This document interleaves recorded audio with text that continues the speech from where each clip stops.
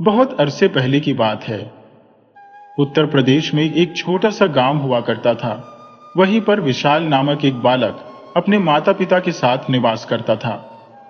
विशाल के माता पिता अब अधेड़ अवस्था में पहुंच चुके थे। उसके पिता लकवे की बीमारी से ग्रसित थे, जो हमेशा चारपाई पर ही पड़े रहते थे। विशाल स्वभाव से अत्यंत सरल और शर्मीला लड़का था। उसने आज तक किसी भी स्त्री या अपनी उम्र की किसी भी लड़की से आंख मिलाकर बात नहीं की थी। जब भी कोई उससे कुछ पूछता, वह सिर झुकाए ही जवाब देता और फिर तुरंत आगे बढ़ जाता था।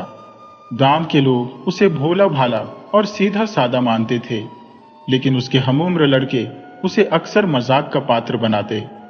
वे उसे पागल पागल कहकर चिढ़ाते रहते, लेकिन विशाल को इन बातों से कोई फर्क नहीं पड़ता था। वह अपने काम में ही मस्त रहने वाला व्यक्ति था। वहीं उसकी मां अब बुजुर्ग होने लगी थी और उसके पिता की स्थिति भी लकवे के कारण और बिगड़ती जा रही थी। विशाल के पास करीब 3 बीघा जमीन थी, जो पिता पुत्र के जीवन यापन का एकमात्र साधन था। इसी जमीन से उगाई गई फसल से विशाल अपने परिवार का गुजारा करता था। एक दिन विशाल बहुत परेशान हो गया। वह अपने रिश्ते के चाचा से ट्रैक्टर मांगने गया था, ताकि वह अपने खेत की जुताई कर सके और उसमें कुछ फसल बो सके। परंतु उसके चाचा ने ट्रैक्टर देने से इनकार कर दिया। उन्होंने कहा, जब मेरा काम हो जाएगा तब देखेंगे। यह सुनकर विशाल बहुत उदास हो गया और निराश मन से वहां से लौट आया।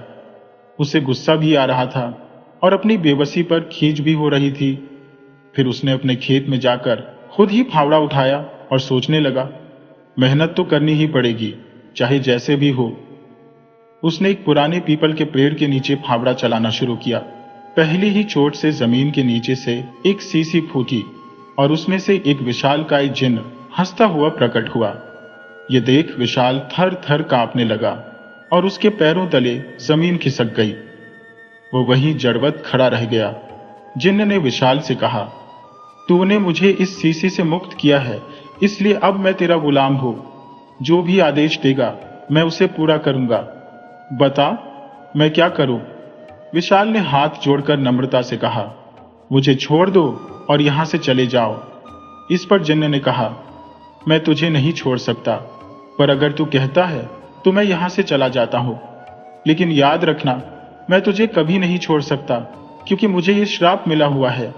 इसीलिए मैं तुझे यह चेतावनी दे रहा हूं कि मैं फिर कभी लौट आऊंगा।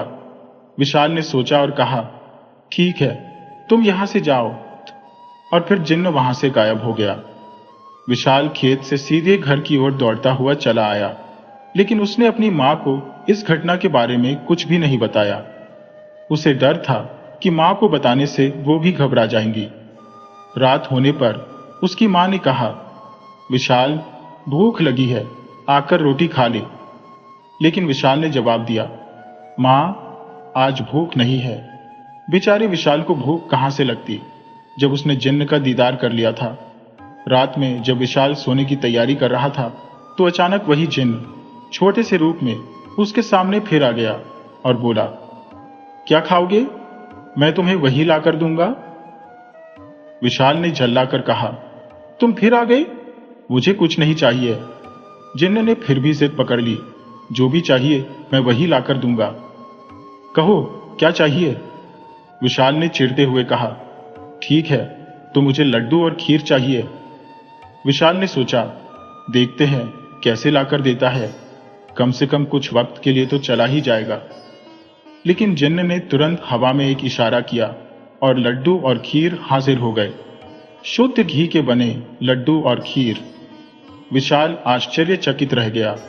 उसने खीर का स्वाद लिया और लड्डुओं का आनंद लिया। फिर उसके मन में जिन्न से बात करने की इच्छा भी जाग उठी। उसने पूछा, तुम मुझे ही क्यों मिले हो?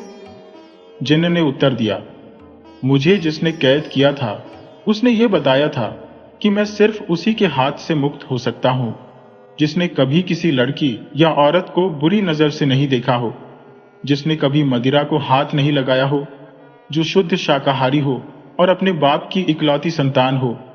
तुम में ये सारी खूबियां है, इसलिए मैं तुम्हारे सामने प्रकट हुआ हूं।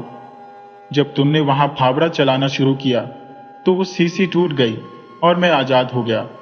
विशाल ने पूछा, तुम्हें किसने कैद किया था? जिन्न ने बताया, मैं 1200 साल पुराना जिन्न हूं। मुझे राजा तेजाजी ने कैद किया था। मैं उनके पिता की दौलत का चौकीदार था। राजा तेजाजी के पिता के पास बेहिसाब दौलत थी, जिसकी रक्षा के लिए उन्होंने मुझे नियुक्त किया था। एक माने हुए पीर ने अपनी विद्या से मुझे सिद्ध किया और दौलत की रक्षा का जिम्मा सौंपा। जिन्न ने आगे कहा, समय के साथ राजा तेजाजी के पिता बुजुर्ग हो गए और उन्होंने दौलत के बारे में अपने बेटे को बताया। एक दिन राजा तेजाजी अपने बुजुर्ग सेनापति के साथ उस दौलत को देखने आए। दौलत तक पहुंचने का रास्ता एक पहाड़ी से होकर जाता था, जो गुफाओं और भूल भुलैया से भरा हुआ था। राजा तेजाजी और सेनापति ने मुझे बुलाया। जिन्न, दरवाजा खोल दो। मैंने दरवाजा खोल दिया और उन्होंने वह बेहिसाब दौलत देखी। इतने सारे बेशकीमती हीरे, जवाहरात, सोने के आभूषण देखकर तेजाजी बेहोश हो गए। सेनापति ने उन्हें होश में लाया और मुझे आज्ञा दी कि मैं अब तेजाजी के आदेश का भी पालन करूं।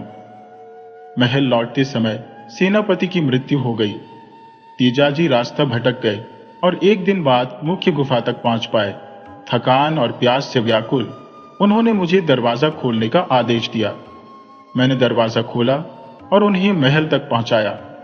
इस तरह जिन्न ने विशाल को अपनी कहानी सुनाई और बताया कि क्यों वह अब विशाल का गुलाम है। महाराज ने अपने पिताजी को पूरी कहानी बताई तो उन्हें बहुत दुख हुआ कि उनके भरोसेमंद सेनापति की मृत्यु हो गई है। वे अपने पुराने साथी को याद करते हुए दुखी हो गए। सेनापति के दाह संस्कार के बाद जल्द ही महाराज तेजाजी के पिताजी का भी स्वर्गवास हो गया। तेजाजी की शादी उसी राज्य में तय हो गई थी जहां उनके पिताजी का संबंध जुड़ा हुआ था और उनकी शादी एक बेहद सुंदर और बहादुर युवती से हुई। राजा और रानी दोनों ही अपने वैवाहिक जीवन का आनंद उठा रहे थे और खुश थे। एक दिन राजा और रानी के बीच किसी बात को लेकर बहस छिड़ गई। दोनों एक दूसरे से अपनी अपनी संपत्ति की शान में बात करने लगे। महारानी ने गर्व से कहा, मेरे पिताजी के पास बहुत अधिक दौलत है। इस पर तेजाजी ने कहा, मेरे पास उससे कहीं अधिक दौलत है। पति पत्नी की यह बहस शांत नहीं हो रही थी। आखिरकार महारानी ने चुनौती दी, अगर दौलत है तो दिखाओ। तेजाजी ने इस चुनौती को स्वीकार कर लिया और बोले, चलो तुम्हें दिखाता हूं। उन्होंने तुरंत एक बग्घी मंगवाई और रानी को लेकर चल दिए। रानी की बातों ने तेजाजी को इतना प्रभावित किया कि वे दौलत दिखाने के लिए अपनी प्रतिष्ठा को दांव पर लगाने के लिए तैयार हो गए। रास्ते में महारानी ने कई बार अनुरोध किया, मुझे नहीं देखनी आपकी दौलत, मुझे डर लग रहा है, चलिए वापस महल चलते हैं। लेकिन तेजाजी अपनी पत्नी के सामने हार मानने वाले नहीं थे। आखिरकार वे उस मुख्य द्वार पर पहुंचे जहां तेजाजी ने जिन्न को आदेश दिया, दरवाजा खोलो। दरवाजा खोलते ही रानी ने उस बेशुमार दौलत को देखा और उनके होश उड़ गए। उन्होंने तुरंत राजा से माफी मांगी और एक बेशकीमती हार उठाकर वापस लौटाई। जिन्न ने दोनों को महल तक पहुंचा दिया। कुछ साल बाद पड़ोसी राज्य के राजा ने आक्रमण कर दिया और दोनों राज्यों के बीच भयंकर युद्ध छिड़ गया। 9 दिन तक चले इस युद्ध में महाराज तेजाजी हार गए। उन्हें और रानी को अपने राज्य से भागना पड़ा। वे दोनों अकेले एक घोड़े पर सवार होकर भाग रहे थे। विशाल ने जब सुना कि युद्ध के बाद वे अकेले ही भाग निकले तो उसकी उत्सुकता बढ़ गई और उसने जिन्न से पूरी कहानी जानने की इच्छा जताई। जिन्न ने कहानी शुरू की। युद्ध के बाद राजा तेजाजी को बंदी बना लिया गया और उनके सेनापति का कोई पता नहीं चला। राजा को जेल में डाल दिया गया। शत्रु राजा ने रानी जयंती का अपमान किया और उन्हें अपनी रानी बनने के लिए मजबूर करने की कोशिश की। रानी जयंती ने अपने पति को बचाने के लिए हर संभव प्रयास किया और एक दिन उन्होंने शत्रु राजा से कहा, मुझे अपने पति से एकांत में मिलने की अनुमति दे। मैं उनसे स्वयं आदेश लूंगी कि क्या मुझे आपकी रानी बनना चाहिए। शत्रु राजा ने सोचा, अगर ये मुझे स्वीकार कर लेती हैं तो ठीक है, वरना मैं दोनों को खत्म कर दूंगा।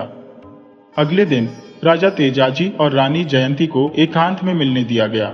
रानी जयंती अपने राजा से मिलकर फूट फूट कर रोईं और जैसे ही उन्होंने खंजर उठाकर खुद को मारने की कोशिश की, राजा तेजाजी ने उनका हाथ पकड़ लिया और कहा, रानी, ये तुम क्या करने जा रही हो? क्या तुम्हें पता है कि इस कमरे में एक गुप्त दरवाजा है जो सीधे राज्य के बाहर निकलता है? हमारी किस्मत अच्छी है, जल्दी करो। हमने इस जगह की पूरी छानबीन कर ली है और गुप्त रास्ता ढूंढ लिया है। राजा ने एक पुरानी तस्वीर जो उस कमरे में लगी हुई थी को घुमाया। वह तस्वीर दरवाजे में बदल गई और दोनों उसी रास्ते से बाहर निकल गए। थोड़ी देर बाद जब शत्रु राजा के सैनिक वहां पहुंचे तो वे दोनों कहीं नहीं मिले। रानी जयंती और राजा तेजाजी ने उस खजाने का उपयोग करने का फैसला किया जिसे उनके पिताजी ने मुसीबत के समय के लिए सुरक्षित रखा था। लेकिन जेल में रहने से उनकी हालत खराब हो गई थी और उन्हें भूख प्यास से व्याकुल होने के कारण नक्शा भी भूल गया था। रानी की तबीयत भी बिगड़ने लगी।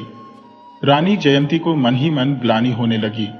सोच रही थी कि काश वे अपने राजा को लेकर किसी दूसरे राज्य या फिर अपने मायके चली जाती। ऐसा करने से आज की इस दुविधा से बच जाती।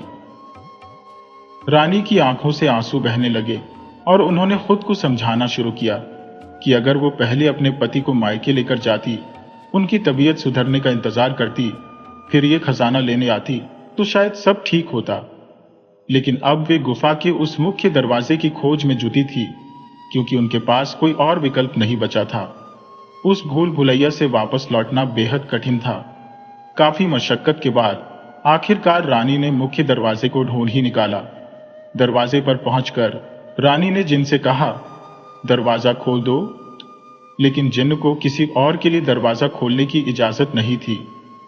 रानी ने अपने पति तेजाजी की बिगड़ती हालत का हवाला दिया, पर जिन्न ने मना कर दिया क्योंकि यह आदेश उसके मालिक का नहीं था। रानी हताश हो गई और तुरंत अपने पति को लेने चली गई। थोड़ी देर बाद दोनों ही घोड़े पर सवार होकर मुख्य द्वार पर पहुंचे। तेजाजी ने कांपती आवाज में जिनसे कहा, दरवाजा खोलो और मुझे स्वस्थ करो। उनकी आवाज से जिन्न समझ गया कि उसे आज्ञा मिल चुकी है और उसने दरवाजा खोल दिया। राजा जी को देखते ही स्वास्थ्य लाभ हुआ और वे दोनों दरवाजे के अंदर दाखिल हो गए। जैसे ही दरवाजा खुला, उन्होंने देखा कि वहां कोई खजाना नहीं था, सिर्फ खाली तांबे की हांडी थी और बाकी सब बक्से भी खाली थे। राजा तेजाजी और रानी जयंती स्तब्ध रह गए। क्या यह खजाना गायब हो गया था या फिर राजा तेजाजी का दिमाग भ्रमित हो गया था? राजा ने सारे वाक्य को याद किया लेकिन कुछ समझ नहीं आया। रानी ने भी हार नहीं मानी और वे दोनों वहीं खड़े रह गए जैसे कि सदमे में हो। अंततः राजा समझ गए कि ये सब उनके सेनापति का किया धरा है। वह जिन्न के पास गए और सच्चाई जानने की कोशिश की। जिन्न ने बताया कि वर्षों बीत गए पर आज तक किसी नए शादीशुदा जोड़े को इस तरह हारते हुए उसने नहीं देखा था। रानी जयंती की आंखों में आंसू थे जो बाहर तक नहीं बह पाए। रानी अपने आप को दोष देने लगी और जमीन पर बैठ गई। वे सोच रही थी कि उनकी शादी राजा तेजाजी से हुई थी, पर अब सब कुछ बर्बाद हो चुका है। उनकी दौलत भी अब उनके पास नहीं है। रानी की आंखों में करुणा और दुख के आंसू थे। राजा तेजाजी ने रानी को सांत्वना दी और कहा, रानी, जो होना था वो हो गया। मुझे कोई दौलत नहीं चाहिए। मेरा खजाना तो तुम हो। तुम मेरे साथ रहो, बस इतना ही काफी है। उनकी बातों ने रानी को और अधिक भावुक कर दिया और वे राजा से लिपटकर रोने लगी। राजा ने भी अपने आंसू छुपाए नहीं। राजा तेजाजी को एहसास हुआ कि भले ही उनकी सारी संपत्ति चली गई हो, पर उनके पास एक सच्चा जीवन साथी है जो किसी भी ऐश्वर्य से अधिक मूल्यवान है। उन्होंने कहा, रानी, तुम्हारे साथ होने से ही मैं इस जीवन के संघर्षों का सामना कर सकता हूं। अगर तुम मेरे साथ रहोगी तो मैं फिर से अपने राज्य का निर्माण कर लूंगा। लेकिन इस वक्त मेरे पास तुम्हें देने के लिए कोई सुख सुविधा नहीं है। जिन्न की भावनाओं को देखकर विकास ने सोचा कि उसका ध्यान कहीं और लगाया जाए। उसने बात शुरू की, मित्र, एक बात बताओ, ये राजू बिस्ता का घोड़ा राजा जी के पास कैसे आया? राजा जी और रानी जयंती उस गुप्त दरवाजे से निकले जो सीधे पास के गांव में जाता था। महाराजा जी के पिताजी के जिन्न ने बताया कि उनके एक पुराने मित्र वहीं रहते थे। उन्हें देखकर वह बुजुर्ग फूट फूट कर रोने लगे। वे बोले, जिसे मैंने सोने के पलंग पर सोते देखा था, जिसकी शादी में सोने की मुद्राएं बांटी गई थी, आज वह अपनी पत्नी के साथ इस हाल में है। बुजुर्ग ने राजा जी को दिलासा दिया और कहा, यहां ज्यादा देर मत रुको, जल्दी से घोड़ा लेकर निकल जाओ, शत्रु के सैनिक कभी भी आ सकते हैं। विदा लेते हुए राजा जी ने पितातुल्य उस बुजुर्ग से आशीर्वाद लिया, लेकिन रुकने का सवाल ही नहीं था। उनकी और उनकी पत्नी की जान को खतरा था। बुजुर्ग ने राजा जी और रानी को अपने कमरे में ले जाकर बहुत प्यार किया, उनके सिर पर हाथ फेरा और कहा, बेटी, आज तुम इन कठिन परिस्थितियों में हो, पर याद रखना, जीत तुम्हारी ही होगी।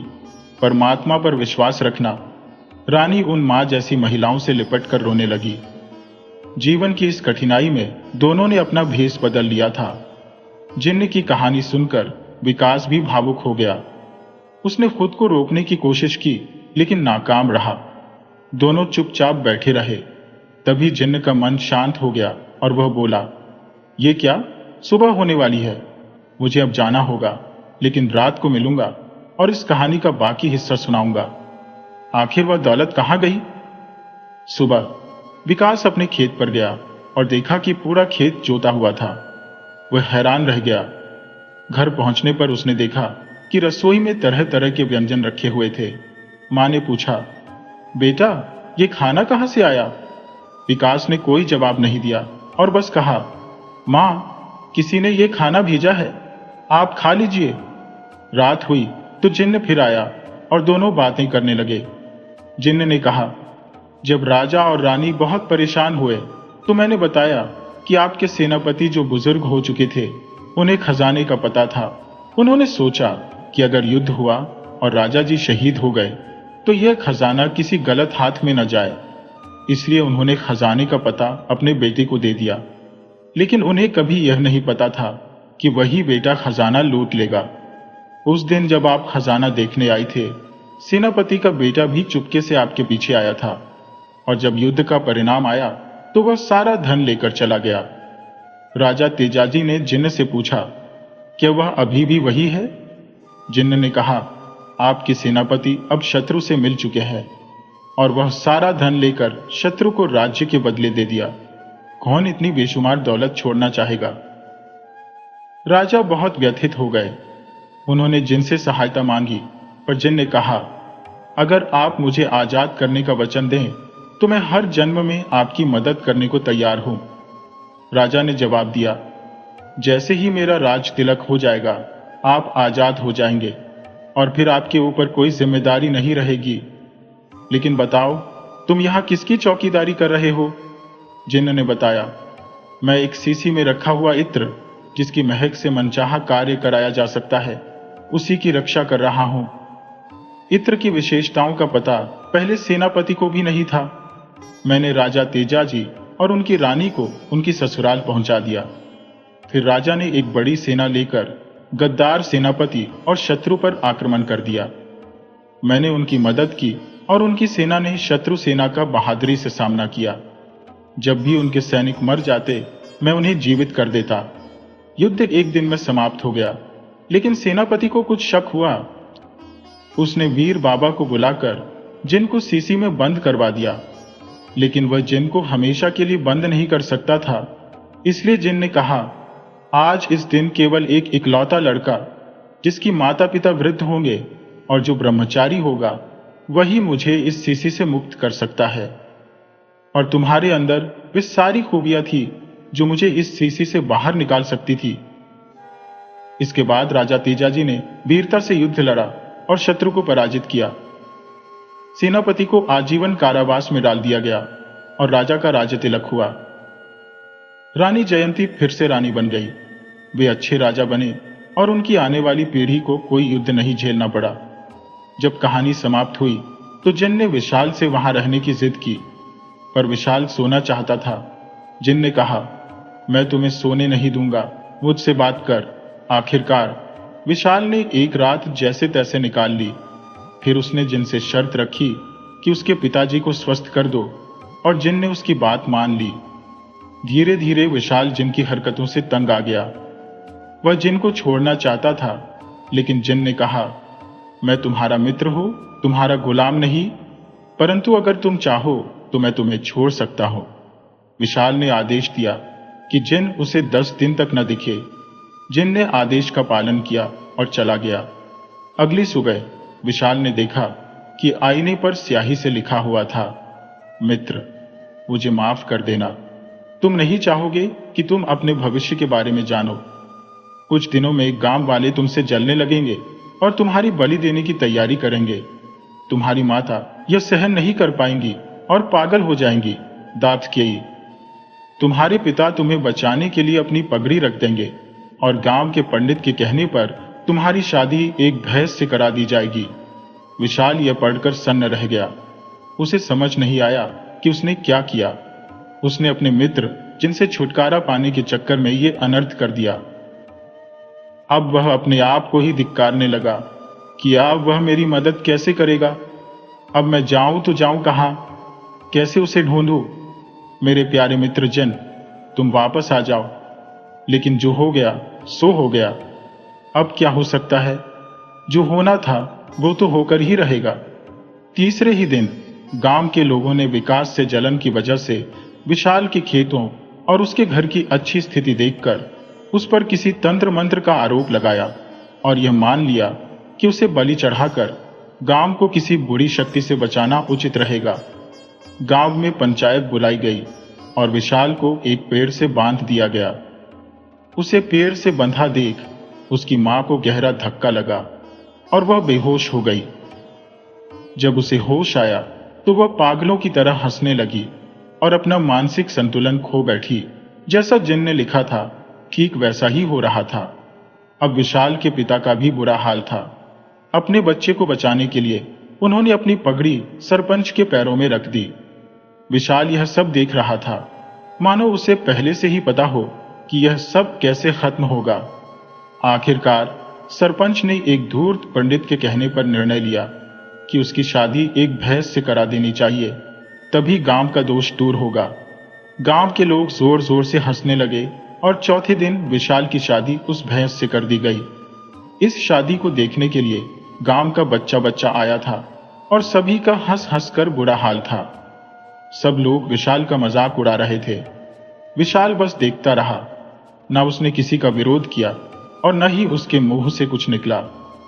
वह बस देखता रहा जो गांव वाले उसके साथ कर रहे थे। आखिर पूरी कहानी तो उसे पता ही थी। जब हम अपने अंदर के जिन्न रूपी हिम्मत और आत्मविश्वास को अपने से दूर कर देते हैं तो हमारे साथ भी वही होता है जो विशाल के साथ हुआ। लोग हमें नीचा दिखाते हैं और हम बस देखते रह जाते हैं। इसलिए हमें कभी भी हिम्मत और आत्मविश्वास को अपने से दूर नहीं करना चाहिए।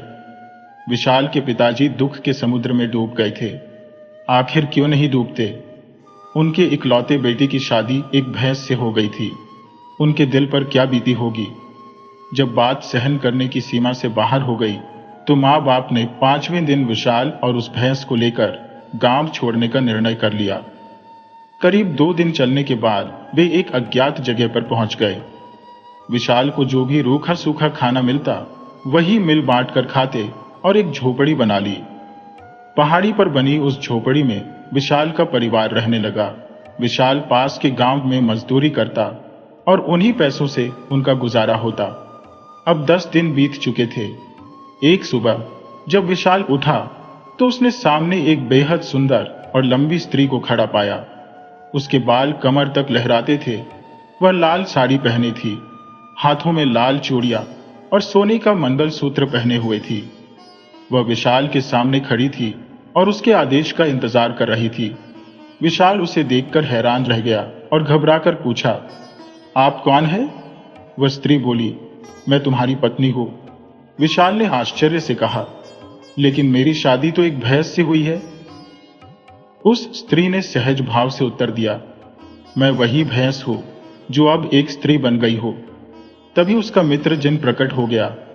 विशाल जिन के पैरों में गिर पड़ा और रोते हुए बोला, अब तुम मुझे छोड़कर कहीं मत जाना मित्र। जिन्न ने उसे उठाकर कहा, मैं तब तक तुम्हारे साथ रहूंगा जब तक तुम मुझे अपने पास रखना चाहोगे। इस बीच विशाल की झोपड़ी एक शानदार बंगले में बदल गई। उसकी मां ठीक हो चुकी थी और पिता भी खुश थे। विशाल ने अपने माता पिता की मुलाकात भी जिन्न से करवाई और चारों रात भर जिन्न की कहानियां सुनते रहे। माँ बाप अपने बच्चों को जन्म देते हैं, उनका पालन पोषण करते हैं और फिर एक दिन वही बच्चा उनसे दूर जाने की कोशिश करता है। हम भी चाहते हैं कि हम स्वतंत्र हो जाए, जो मन में आए वही करें। उसी प्रकार मोहिनी, जो पहले भैंस थी, अब एक सुंदर स्त्री बन गई थी और विशाल की पत्नी बन चुकी थी। लेकिन अब वह चाहने लगी थी कि जिन्न विशाल से दूर चला जाए और वे दोनों पति पत्नी साथ रहे। जिन्न विशाल को रात भर सोने नहीं देता था। मोहिनी ने विशाल से बात की और विशाल भी उसके प्रेम जाल में फंसकर जिन्न से बोला, अब तुम मुझसे आजाद होने का उपाय बताओ ताकि मैं तुम्हें आजाद कर सकूं। जिन्न विशाल की मनस्थिति को समझ गया और बोला, मुझे वह इत्र चाहिए जो राजा तेजाजी के खजाने में दफन है। विशाल ने कहा, क्या बात कर रहे हो? वह इत्र तुम्हें अब मैं कहां से लाकर दूंगा? इतने साल बीत गए हैं, ये मेरे बस का नहीं है। जिन्न ने जवाब दिया, विशाल, तुम्हें यह करना ही होगा। सिर्फ तुम ही वो इत्र मुझे लाकर दे सकते हो। विशाल हंसते हुए बोला, अरे यार, तुम खुद जाकर क्यों नहीं ले आते? तुम तो आजाद हो जाओगे। मैं तुम्हें आजाद करता हूं। अब मेरी तरफ से तुम फ्री हो। जिन्न मुस्कुराते हुए बोला, अब तुम्हारे हुक्म का कोई असर नहीं होगा। मैं उस इत्र का सुराग नहीं ढूंढ सकता, मैं वहां तक नहीं पहुंच सकता, लेकिन तुम उसे ला सकते हो। वह इत्र तेजाजी के महल में कहीं छुपा है, जो अब खंडहर बन चुका है। मैं तुम्हें वहां तक ले जाऊंगा और तुम इत्र ढूंढकर मुझे दे देना, तब मैं हमेशा के लिए चला जाऊंगा। विशाल चौंक कर बोला, तो फिर तुमने पहले क्यों नहीं बताया? जब तुम उस गुफा में इत्र की रखवाली कर रहे थे तब क्यों नहीं लिया? जिन्न ने समझाया, तुम ही को वह इत्र मुझे अपने हाथों से देना होगा। मैं खुद उसे नहीं ले सकता, क्योंकि तुमने आज तक किसी भी औरत को बुरी नजर से नहीं देखा, कभी मदिरा का सेवन नहीं किया और तुम अपने माता पिता की इकलौती संतान हो। यही सब गुण मुझ पर श्राप के रूप में है और तुम ही मुझे मुक्त कर सकते हो। विशाल ने पूछा, फिर क्या होगा? जिन्न ने कहा, उस इत्र की खुशबू से मैं आजाद हो जाऊंगा। अगली रात विशाल और जिन्न दोनों तैयार हो गए, लेकिन मोहिनी ने बहुत समझाया, तुम मत जाओ, कोई और तरीका ढूंढ लो जिन्न को मुक्त करने का, या फिर उसे ऐसे ही रहने दो। मेरा मन नहीं मानता कि तुम वहां जाओ। विशाल ने कहा, तुम चिंता मत करो, मैं जल्दी जाऊंगा और इत्र ढूंढकर जल्दी ही वापस आ जाऊंगा। फिर हम अपनी सुखी जिंदगी जी पाएंगे। मोहिनी रोने लगी। विशाल ने उसे सांत्वना देते हुए कहा, देखो, मैं तुम्हें यह अंगूठी देता हूं। अगर मुझे कुछ हो जाए या मैं तुम्हारे पास न आ पाऊं तो इस अंगूठी को देख लेना। तुम इसमें देख पाओगी कि मैं कहां हूं और क्या कर रहा हूं। मैंने यह विद्या जिन्न से ही सीखी है, लेकिन उसे मत बताना। विशाल ने मोहिनी को अंगूठी दी और निकल पड़ा। अगली रात दोनों खंडहर पहुंचे। रात के अंधेरे में विशाल और जिन्न ने तेजाजी के महल के खंडहर में प्रवेश किया। मकड़ियों के जाल और चमगादड़ों के झुंड ने उनका स्वागत किया। एक पल के लिए विशाल डर गया, लेकिन फिर उसने हिम्मत करके आगे बढ़ने का फैसला किया। खंडहर के एक कमरे में जिन्न ने एक तहखाने का दरवाजा दिखाया। विशाल ने उस तहखाने में प्रवेश किया और सीढ़ियों से नीचे उतरते हुए उसे एक संदूक मिला। विशाल ने जैसे ही वह इत्र संदूक से निकाला, जिन्न ने वह इत्र खोलकर उसकी खुशबू सूंघी और हंसते हुए कहा, अब मैं आजाद हूं। और फिर वह विशाल को अलविदा कहकर चला गया। लेकिन यह क्या? विशाल पत्थर की मूर्ति में बदल चुका था। जिन्न को आजाद करने की सजा उसे मिल चुकी थी, शायद इसीलिए क्योंकि विशाल ने उसकी मदद की थी। विशाल अब पत्थर का हो चुका था और जिन्न उसके घर वापस पहुंच चुका था। मोहिनी घर में विशाल का इंतजार कर रही थी। जिन्न ने मोहिनी से कहा, तुम्हारा पति विशाल अब कभी नहीं आएगा, क्योंकि उसने मुझे आजाद कर दिया है।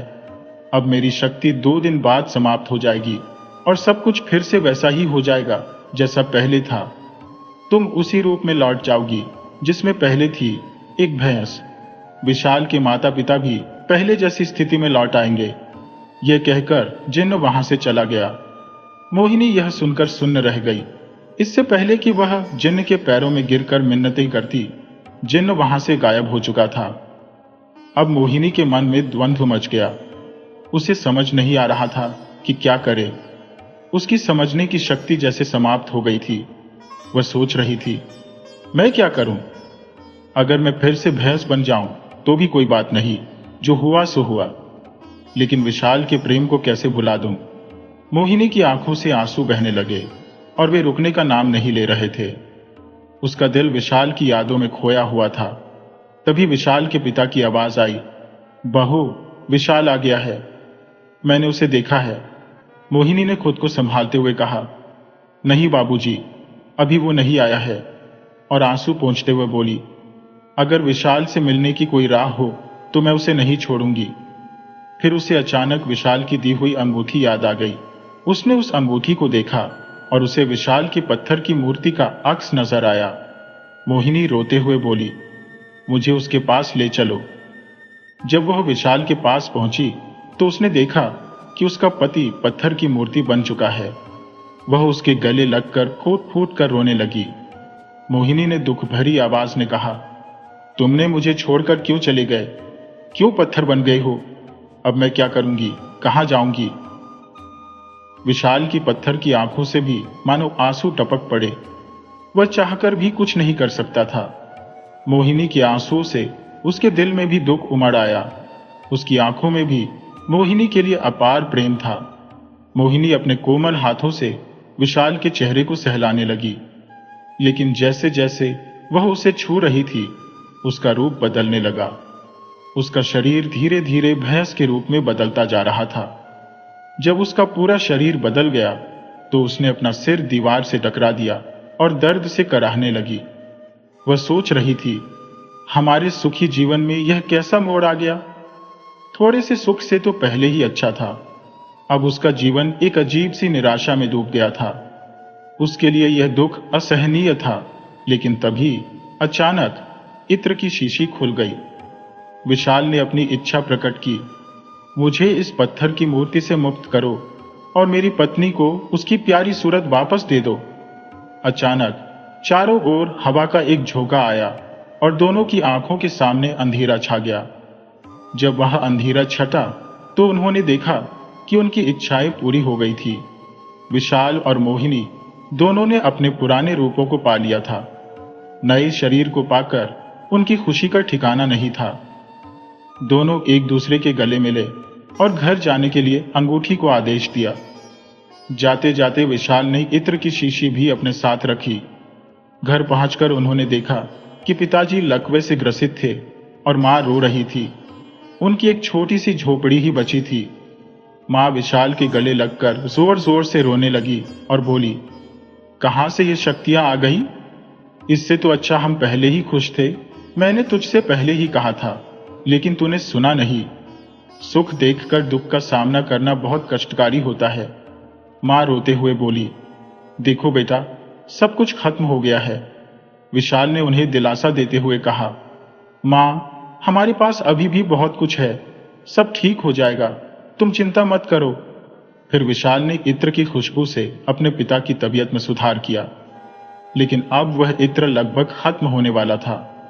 विशाल को यह एहसास हुआ कि इस इत्र का इस्तेमाल बहुत ही सोच समझकर करना होगा, क्योंकि यह दोबारा नहीं मिलेगा। रात में सभी ने मिलकर रूखा सूखा खाना बड़े प्रेम से खाया और अपने पुराने दिनों की बातें की। विशाल और मोहिनी ने ढेर सारी बातें की और फिर सोने चले गए। रात के करीब 1 बजे अचानक किसी के रोने की आवाज ने उनकी नींद तोड़ दी। विशाल उठा और ध्यान से सुनने लगा, लेकिन उसे समझ नहीं आ रहा था कि यह आवाज कहां से आ रही है।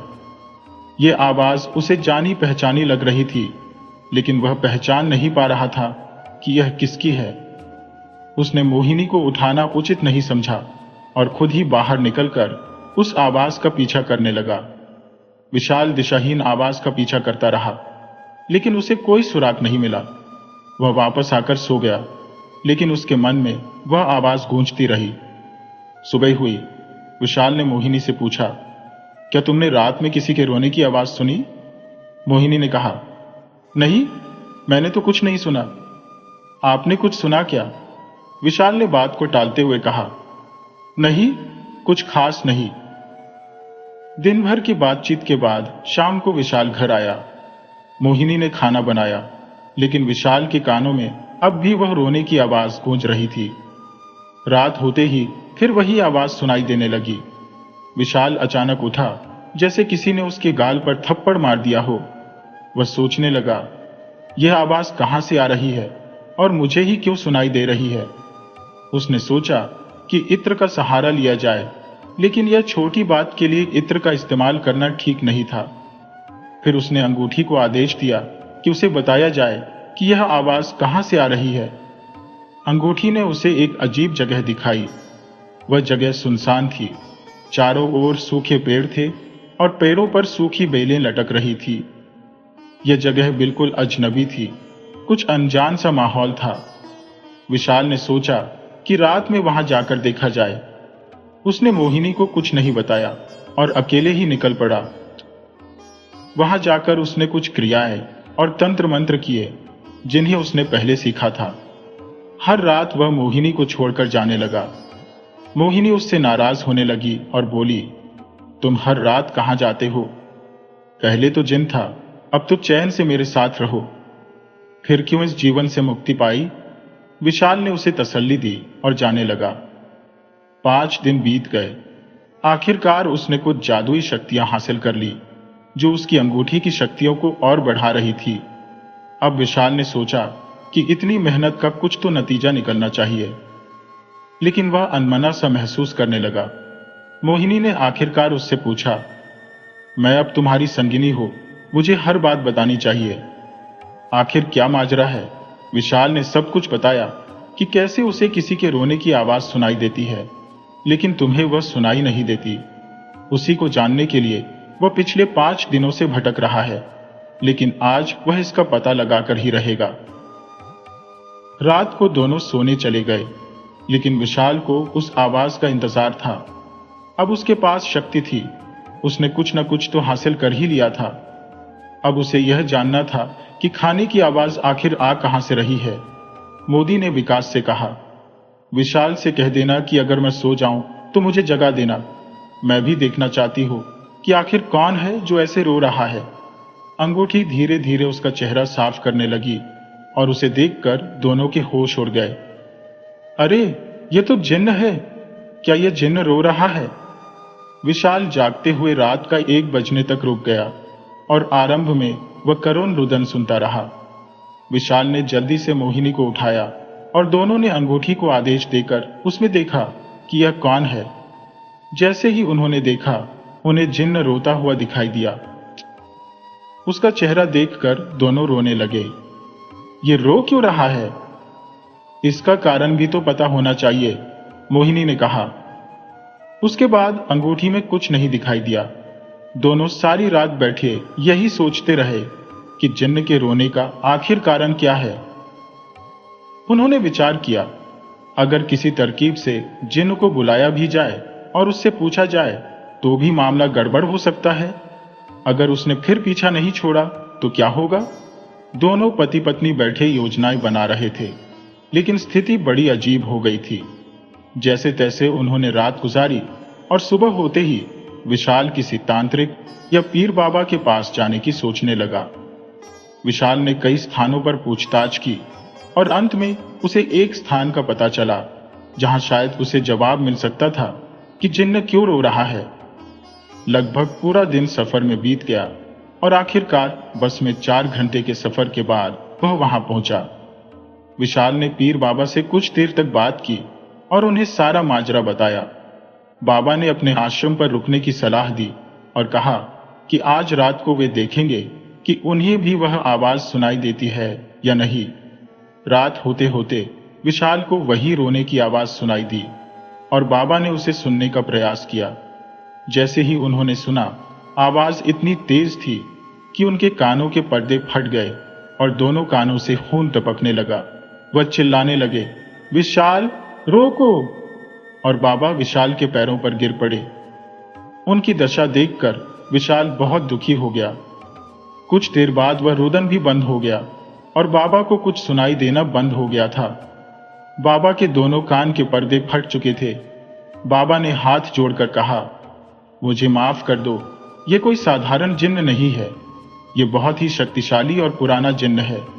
इसे बस में करना तो दूर, इसे देखने वाला भी पागल हो सकता है या कुछ भी कर सकता है। विशाल ने उनसे क्षमा मांगी और उन्हें घर रवाना कर दिया। विशाल का काम तो हो नहीं पाया, लेकिन बेचारे पीर बाबा के कान भी चले गए। विशाल अब बहुत परेशान रहने लगा। घर आकर उसने ठीक से खाना भी नहीं खाया, ना ही वह सोता था। धीरे धीरे उसकी हालत बिगड़ने लगी और उसका शरीर सूखने लगा। मोहिनी से उसकी हालत देखी नहीं जा रही थी। उसने मन में निश्चय किया कि जब दोनों रात भर जाग ही रहे थे तो क्यों न जिन्न को बुलाकर सारा मामला सुलझाया जाए। मोहिनी ने विशाल से बिना पूछे एक सुगंधित इत्र का इस्तेमाल किया और जिन्न को बुला लिया। उसने सोच लिया था कि अगर इत्र का इस्तेमाल 2 बार किया जा सकता है तो एक बार जिन्न को बुलाने और एक बार वापस भेजने के लिए भी किया जाएगा। इत्र की महक चारों तरफ फैल गई और थोड़ी ही देर में जिन्न उनके सामने प्रकट हो गया। जिन्न ने पूछा, मुझे क्यों बुलाया? विशाल रोते हुए बोला, तुम्हारा रोना मुझसे देखा नहीं गया इसलिए। और फिर जिन्न विशाल के गले से लिपट गया। मुझे भी तुम्हारी बहुत याद आ रही थी मित्र। दोनों ऐसे मिले जैसे कोई पुराने दोस्त मिलते हैं। जिन्न ने सबसे पहले विशाल को स्वादिष्ट भोजन लाकर खिलाया। फिर क्या था, मोहिनी, विशाल और जिन्न तीनों ने मिलकर खाना खाया और सारी रात बातें की।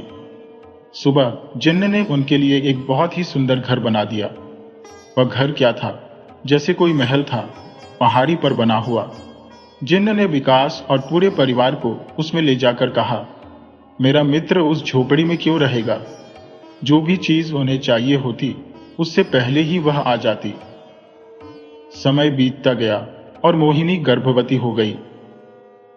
जिन्न बहुत खुश था, मगर मोहिनी के मन में एक सवाल बार बार उमड़ रहा था। क्या उनकी आने वाली संतान जिन्न को देख पाएगी? क्या वो जिन्न के साथ एक दिन भी रह पाएगी? क्या ये सब सही होगा? मोहिनी ने विशाल से इस बारे में बात करनी शुरू कर दी। विशाल के मन में भी इस सवाल ने जगह बना ली थी। क्या उनकी संतान जिन्न के साथ रह पाएगी? एक दिन विशाल ने इस बात को छेड़ दिया और जिन्न से पूछा, जिन्न, हमें बताओ कि आखिर तुम क्यों रो रहे हो? जिन्न ने पहले तो बहुत मना किया, लेकिन जब विशाल ने उसे आदेश दिया तो वो मान गया और बताने लगा। उसने कहा, विशाल जी, आप राजा तेजाजी हैं और मोहिनी आपकी धर्मपत्नी रानी जयंती है। विशाल के पैरों तले जैसे जमीन खिसक गई और मोहिनी सुनकर स्तब्ध रह गई। जिन्न ने बताया कि राजा तेजाजी ने उसे अपना मित्र माना था और इसी मित्रता के लिए वो यहाँ आया था। मैंने तुम्हें राजा की कहानी इसलिए सुनाई ताकि तुम अपने पिछले जन्म के बारे में सब जान सको। जिन्न ने कहा, मैं तुम्हारी कोई भी मदद नहीं कर पा रहा था, इसलिए रोता था। मुझे राजा के प्रति आत्मीयता थी और उसी वादे के लिए मैं यहां आना चाहता था। विशाल ने सवाल किया, तुमने मुझे पहले यह बात क्यों नहीं बताई? जिन्न ने जवाब दिया, अगर पहले बता देता तो तुम्हारी मुझसे मिलने और मेरी कहानी सुनने की इच्छा इतनी प्रबल नहीं होती। और मैंने राजा से वादा किया था कि मैं उनके हर जन्म में उनकी मदद के लिए तैयार रहूंगा। विशाल को यह सुनकर बहुत खुशी हुई। समय बीतता गया और मोहिनी ने एक सुंदर बेटे को जन्म दिया, जिसका नाम वीर रखा गया। जिन्न के मन में यह बात घर कर गई कि शायद विशाल और मोहिनी अपने बच्चे की सुरक्षा को लेकर चिंतित है और उन्हें लगता है कि जिन्न के साथ रहना सही नहीं होगा। वीर जिन्न के साथ बहुत घुल मिल गया था और यह बात मोहिनी और विशाल को अच्छी नहीं लगती थी। फिर जिन्न ने वीर के सिर पर हाथ फेरा और उसे अपने आशीर्वाद के साथ कुछ जादुई शक्तियां प्रदान की। जिन्न ने विशाल से कहा, अब मैं एक बोतल में जा रहा हूं क्योंकि मुझे अपने लोक में अच्छा नहीं लगता। वहां भी मैं अकेला ही हूं, इसलिए यहां रहकर ही मैं तुम्हारी मदद कर सकता हूं। अगर मैं वहां चला गया तो तुम अगले जन्म में मुझे कभी नहीं भुला पाओगे। इस जन्म में तुम्हें मेरी कोई आवश्यकता नहीं है, क्योंकि मैंने तुम्हारी जितनी मदद करनी थी कर दी है। अगर अगले जन्म में तुम्हें मेरी जरूरत पड़ेगी तो मैं उस बोतल से भी बाहर आ जाऊंगा। जिन्न ने दोनों को अलविदा कहा और बोतल में चला गया। विशाल धीरे धीरे बहुत बड़ा उद्योगपति बन गया और उसका नाम चारों ओर फैल गया। यह सब जिन्न की कृपा से हुआ। इस तरह जिन्न ने अपनी दोस्ती का फर्ज निभाया। अगर आप हमारे चैनल पर नए हैं तो कृपया हमारे चैनल को लाइक करें, सब्सक्राइब करें और शेयर करें।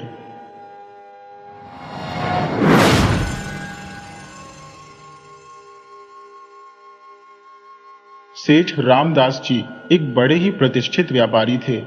उनकी पत्नी कमला देवी एक धर्मपरायण और पति के प्रति समर्पित महिला थी।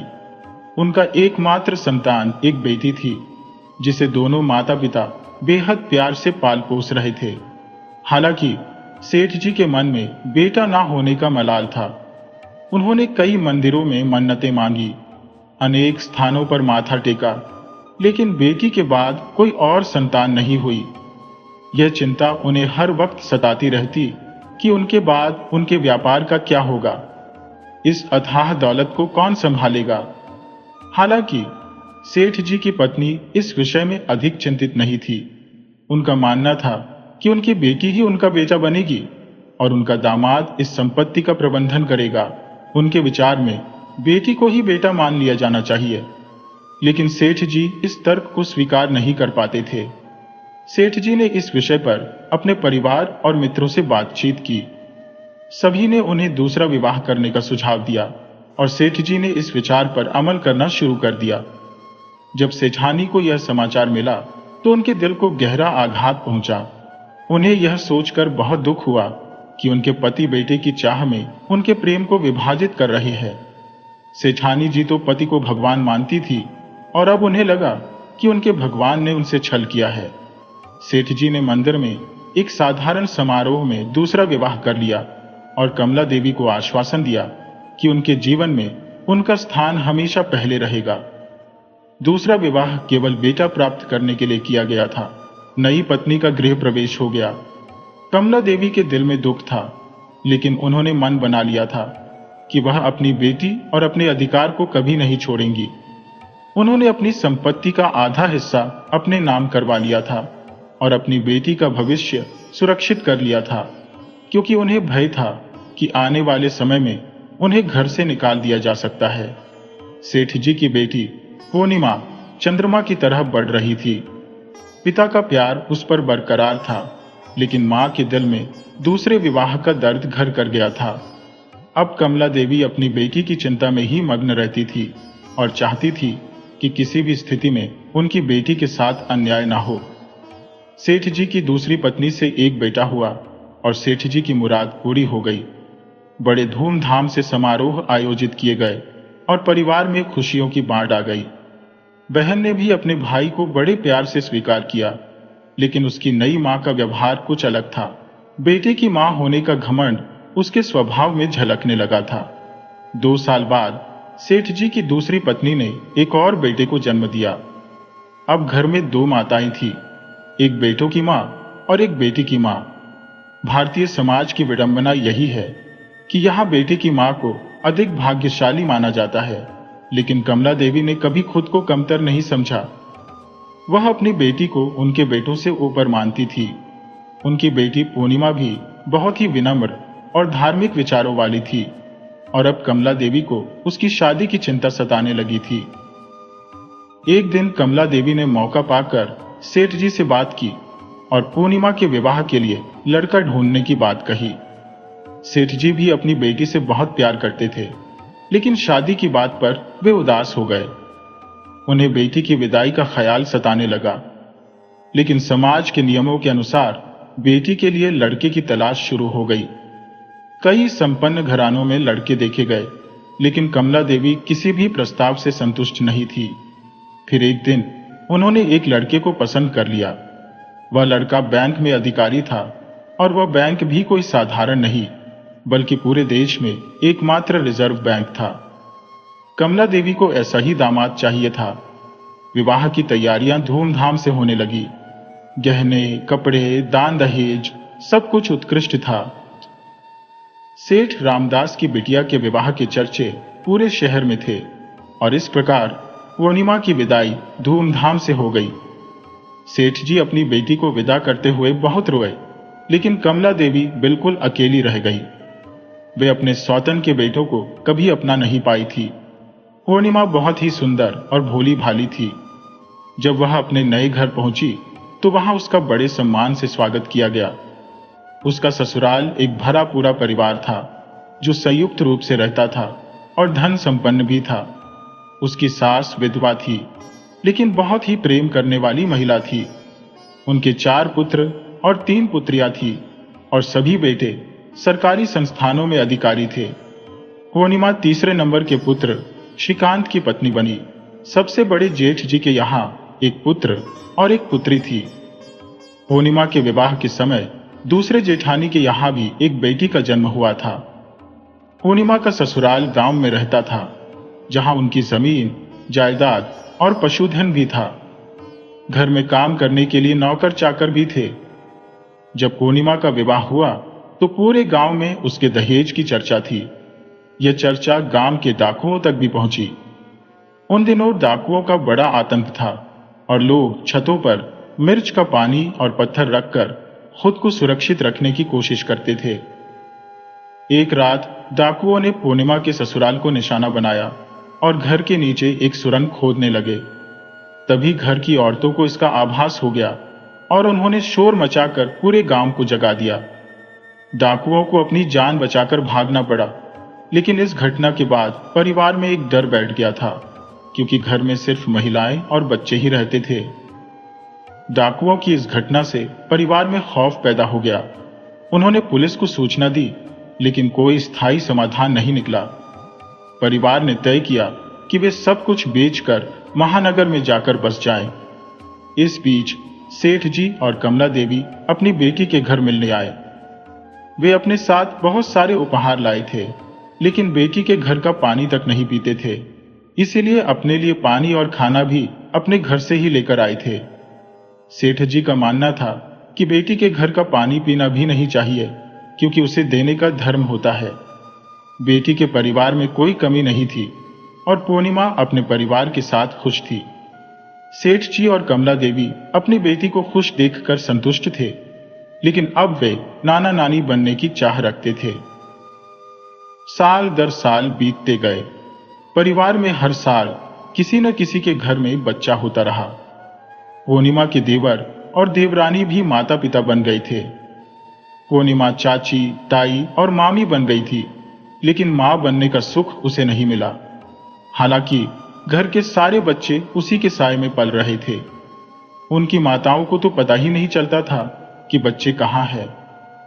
पूर्णिमा उन सभी को बड़े प्यार से रखती थी। श्रीकांत और पूर्णिमा दोनों को बच्चों से बहुत लगाव था। छुट्टियों में वे सारे बच्चों को घुमाने ले जाते और उनके लिए सुंदर सुंदर खिलौने लाते। नंदा के बच्चे छुट्टियों में आते तो बस श्रीकांत मामा और पूर्णिमा मामी की ही तारीफ करते। पूर्णिमा बहुत धार्मिक प्रकृति की थी। वह धार्मिक स्थलों पर जाती थी, चाहे वह मंदिर हो, गुरुद्वारा या चर्च। उसने हर जगह मन्नतें मांगी थी।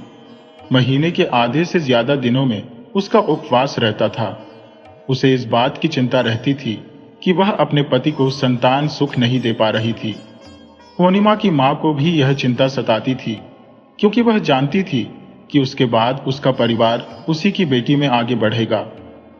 कमला देवी ने हर संभव कोशिश की, हर बड़े डॉक्टर से संपर्क किया, लेकिन 15 साल बीत गए और पूर्णिमा को कोई संतान नहीं हुई। इधर पूर्णिमा के मायके में उसकी सौतेली मां का व्यवहार अच्छा नहीं था। वह अपने बेटे को पूर्णिमा और कमला देवी के खिलाफ भड़काती रहती थी।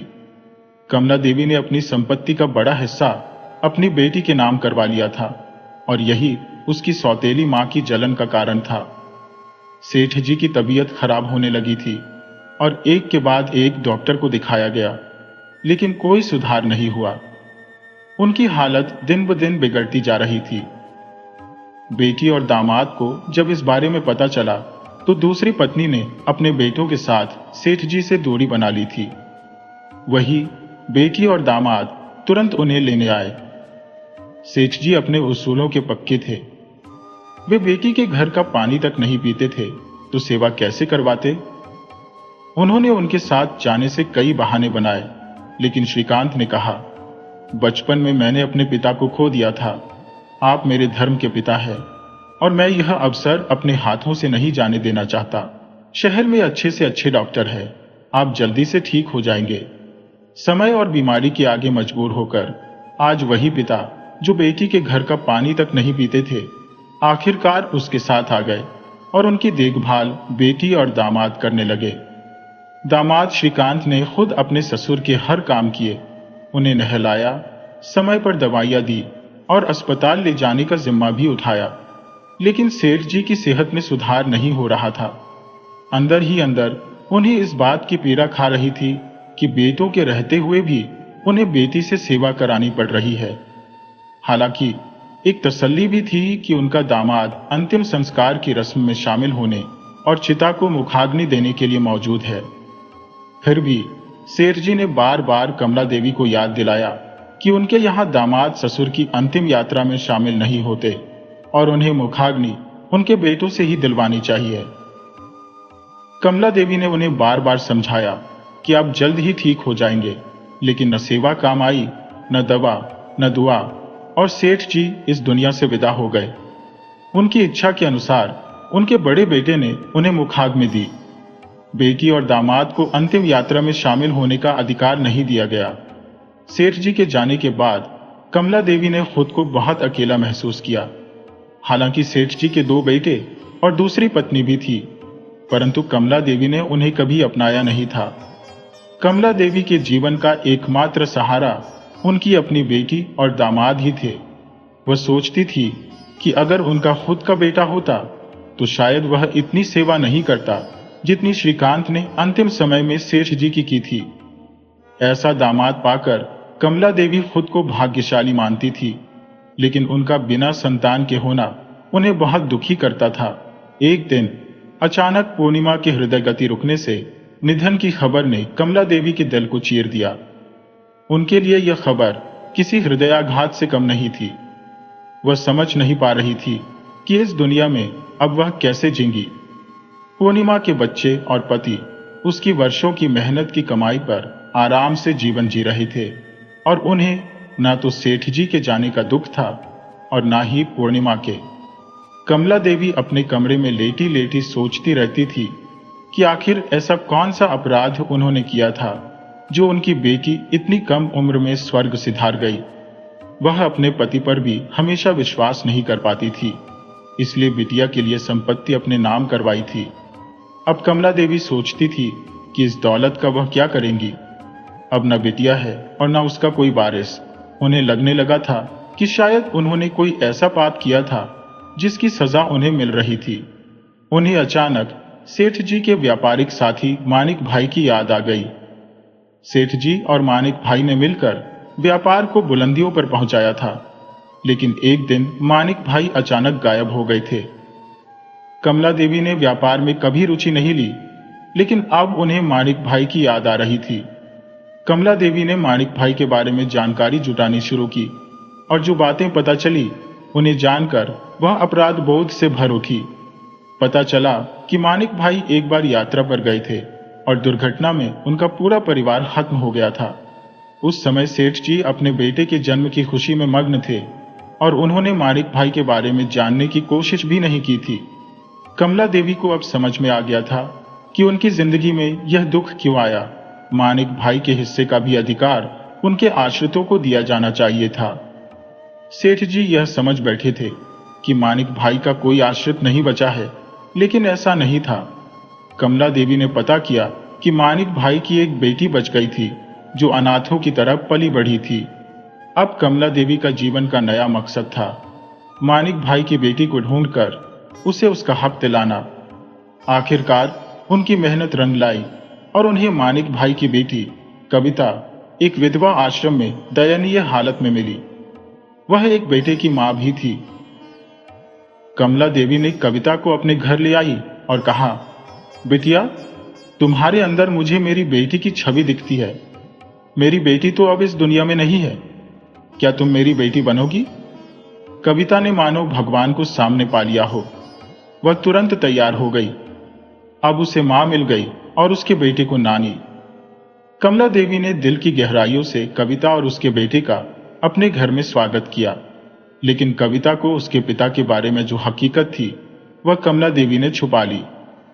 कमला देवी दिन रात सोच में डूबी रहती थी कि आखिर ऐसा क्या करें जिससे मानिक भाई का कर्ज उनके सिर से उतर जाए और कम से कम अगले जन्म में तो उनकी हालत सुधर जाए। वह अपने दामाद श्रीकांत को बेटी की तरह मानती थी। जब उन्होंने श्रीकांत से दूसरी शादी की बात की तो श्रीकांत हैरान होकर बोला, मां, इस उम्र में मुझसे कौन शादी करेगा? और मैं अपनी पत्नी पूर्णिमा को कैसे भूल जाऊं? यह उसके साथ अन्याय होगा। श्रीकांत की बात सुनकर कमला देवी उसे प्यार से समझाते हुए बोली, बेटा, सोचो कि पूर्णिमा ने ही कविता के रूप में तुम्हारे जीवन में वापसी की है और उसके साथ उसका बेटा भी है। तेरी भी तो बरसों की इच्छा थी कि तेरे आंगन में बच्चे खेलें। मैं फिर से अपनी बेटी का कन्यादान करना चाहती हूं। कविता को मनाने में कमला देवी को ज्यादा मशक्कत नहीं करनी पड़ी। कविता को तो लगने लगा कि उसका भाग्य अब चमकने वाला है। वह सोचने लगी कि शायद खुद भगवान उसकी मदद के लिए धरती पर आ गए हैं। शुभ मुहूर्त देखकर कमला देवी ने श्रीकांत और कविता का विवाह करवा दिया। श्रीकांत ने कविता का नाम बदलकर पूर्णिमा रख दिया और उसे इसी नाम से स्वीकार किया। एक बार फिर से श्रीकांत का सोना घर बन गया। कमला देवी ने कविता को बेटी के रूप में बहुत प्यार से अपनाया था। उन्होंने अपनी बेटी के सपने, उसका घर और उसकी सारी इच्छाएं कविता को सौंप दी। वह भावनात्मक रूप से कविता से गहरे जुड़ गई क्योंकि उन्हें उसमें अपनी बेटी पूर्णिमा की झलक दिखती थी। हालांकि श्रीकांत ने भी कविता में पूर्णिमा को खोजने की कोशिश की, लेकिन पूर्णिमा और कविता में जमीन आसमान का फर्क था। पूर्णिमा एक बहुत ही पवित्र और संस्कारी आत्मा थी, जबकि कविता के संस्कार और व्यवहार बिल्कुल विपरीत थे। वह बच्चों से नफरत करती थी और किसी से भी ठीक से पेश नहीं आती थी। श्रीकांत उसकी इस बेरुखी को समझाने की कोशिश करता, लेकिन वह असफल रहता। फिर भी उसने कविता के बेटे को अपना नाम दिया और उसे शहर के सबसे अच्छे स्कूल में दाखिला दिलवाया। उसने उसे हर वह सुविधा दी जो एक पिता अपने बेटे को देता है, लेकिन उसकी मां को इसकी ज्यादा चिंता नहीं थी। कमला देवी ने श्रीकांत को तसल्ली दी और कहा, बेटा, धीरे धीरे सब ठीक हो जाएगा। घर में बेटी नहीं थी, इसीलिए उसे ज्यादा नहीं पता। श्रीकांत भी यही सोचता और कविता के हर काम पर नजर रखता, उसे सिखाने की कोशिश करता। एक साल बाद श्रीकांत के घर में खुशियों की दस्तक हुई जब कविता ने एक बेटे को जन्म दिया। यह श्रीकांत के जीवन का सबसे खुशी का पल था और उसने इस खुशी का पूरा श्रेय कमला देवी को दिया। पूर्णिमा के जाने के बाद श्रीकांत ने खुशियों के सपने देखना बंद कर दिया था, लेकिन अब वह पूर्णिमा की तस्वीर से बातें करते हुए बोला, पूर्णिमा, ये तुम्हारा ही प्रताप है और बेटे का नाम पवन रखा गया। इस अवसर पर बहुत बड़ा उत्सव मनाया गया जिसमें सारे रिश्तेदार बुलाए गए। कमला देवी की उम्र बढ़ने के बावजूद उन्होंने उत्सव में खूब नृत्य किया। उन्हें इस बच्चे में अपना नाती और पोता दोनों नजर आते थे। उन्होंने पूर्णिमा के बच्चे के लिए जो भी बनवाया था वह सब कुछ कविता को दे दिया। कमला देवी श्रीकांत से बोली, बेटा, अब मैं बूढ़ी हो गई हूं, आज मैं अपना सब कुछ इस बच्चे के नाम कर रही हूं। कमला देवी की इस दयालुता पर सभी हैरान थे। उत्सव के बाद जब सब अपने अपने घर चले गए तो श्रीकांत ने उनके पैर पकड़ लिए और बोला, मां, अब हमें छोड़कर मत जाओ। अब आप हमारे साथ ही रहेंगी और जो तुम्हारा नाती है वह अपनी नानी की गोद में ही पलेगा और संस्कारी बनेगा। कमला देवी, जो नाती को गोद में पाकर बहुत खुश थी, बहुत ही प्यार से उसकी परवरिश करने लगी। लेकिन कविता को कमला देवी का रहना और उनका काम करना बिल्कुल पसंद नहीं आता था। वह कमला देवी से नौकरों जैसा व्यवहार करती थी। कमला देवी, जो पहले कभी घर के काम नहीं करती थी, अब उम्र के इस पड़ाव पर झाड़ू पोंछा, कपड़े धोना और बच्चे की आया बनना सब कर रही थी।